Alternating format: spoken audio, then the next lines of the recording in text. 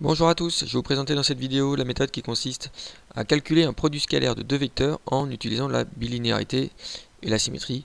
Alors on va avoir des propriétés qu'on va pouvoir utiliser pour calculer plus facilement un produit scalaire. On a cette première propriété ici, vous voyez que quand je fais le produit scalaire entre la somme de deux vecteurs et un troisième vecteur, en fait on peut distribuer un petit peu avec, comme le calcul littéral, on peut développer en quelque sorte. Donc ça fait U scalaire V et U scalaire W plus V scalaire W. Vous voyez qu'on peut en quelque sorte distribuer, ça marche aussi dans l'autre sens.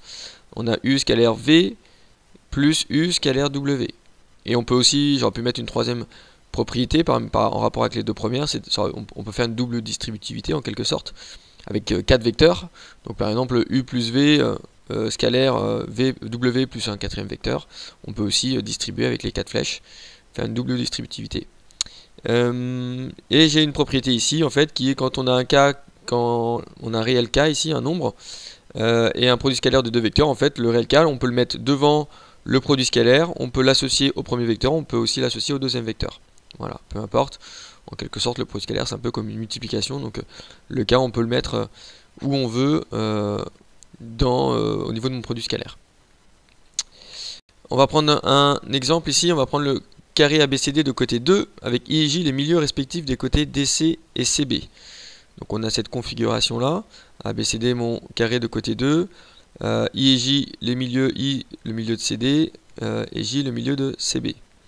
Calculer le produit scalaire de AJ et AI. Donc AJ et AI en fait ce sont mes deux vecteurs en rouge, sur mes schémas, il faut calculer le produit scalaire de ces deux vecteurs. Vous voyez que c'est pas forcément évident d'utiliser par exemple la méthode 1, c'est-à-dire celle qui utilise la norme et l'angle formé par ces deux vecteurs.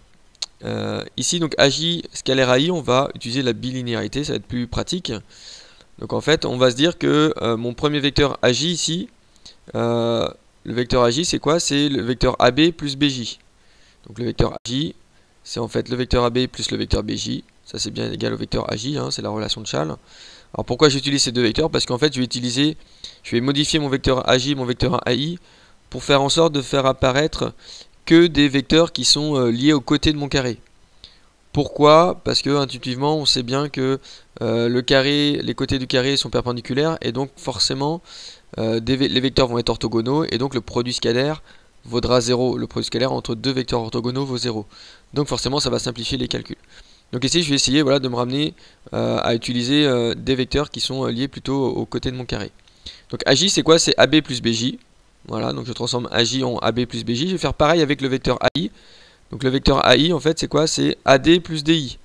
Donc je vais transformer AI en AD plus DI. Là vous voyez qu'en fait j'ai complexifié mon égalité, mon produit scalaire, mais en fait ça va quand même être beaucoup plus pratique après.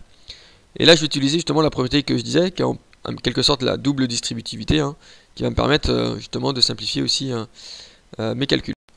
Donc ici on a ce produit scalaire qui a été modifié. Donc ici je vais faire une double distributivité en quelque sorte, je vais faire AB scalaire AD plus AB scalaire DI plus BJ scalaire AD plus BJ scalaire DI. Vous voyez que j'ai fait la double distributivité, en fait c'est un peu les 4 flèches, tout simplement. Le premier multiplié par le premier de la deuxième parenthèse, etc. Donc j'obtiens, en fait une somme de 4 produits scalaires. Donc j'avais un produit scalaire, finalement j'ai complexifié mon égalité, mais ça va me rendre finalement les choses beaucoup plus simples après. Pourquoi? Parce que par exemple AB scalaire AD, si je prends mes deux vecteurs AB et AD, je les ai mis en vert sur mon schéma, sur mon graphique, sur mon schéma, et bien AB scalaire AD c'est deux vecteurs orthogonaux, comme je disais, et bien le produit scalaire vaut 0. Donc ça rend les choses beaucoup plus simples. AB scalaire DI. Alors AB scalaire DI, quand je regarde mon schéma, AB et DI sont les deux vecteurs qui sont en vert. Les deux vecteurs sont collinéaires. Et ils ont le même sens. Donc comme ils sont collinéaires, on a la norme du premier vecteur fois la norme du deuxième vecteur. Et on n'a pas le cosinus. Le cosinus de l'angle ici vaudra 1, puisque l'angle vaut 0. Comme ils ont le même sens, c'est pour ça aussi que j'ai pas de moins qui apparaît. BJ scalaire AD. Alors BJ et AD, je les mets sur mon schéma, c'est les deux vecteurs qui sont là. Exactement sur le même principe, c'est deux vecteurs collinaires et en plus ils ont le même sens. Voilà, ils ont même direction et même sens. Donc ça donne la longueur BJ fois la longueur AD. La norme de mon premier vecteur fois la norme de mon deuxième vecteur. Et le dernier, BJ et DI, si je regarde sur mon dessin, sur mon graphique. DI c'est le vecteur là, BJ c'est le vecteur là, donc c'est deux vecteurs orthogonaux. On voit bien que la droite DI et la droite BJ sont perpendiculaires, hein, donc les deux vecteurs sont orthogonaux, donc le produit scalaire des deux vaudra 0. Donc finalement, voilà, on a déjà le premier petit produit scalaire et le dernier qui vaut 0. Et après, on n'a plus que des longueurs ici, on n'a plus de vecteurs. Alors AB, c'est une longueur qui est connue, hein, c'est le côté de mon carré, c'est ici, c'est 2. Fois DI, DI, ben, comme I c'est le milieu, DI c'est 1. BJ c'est pareil, J c'est le milieu de BC d'un côté, donc c'est 1. Et AD c'est un côté de mon carré, donc c'est 2. Donc plus 0.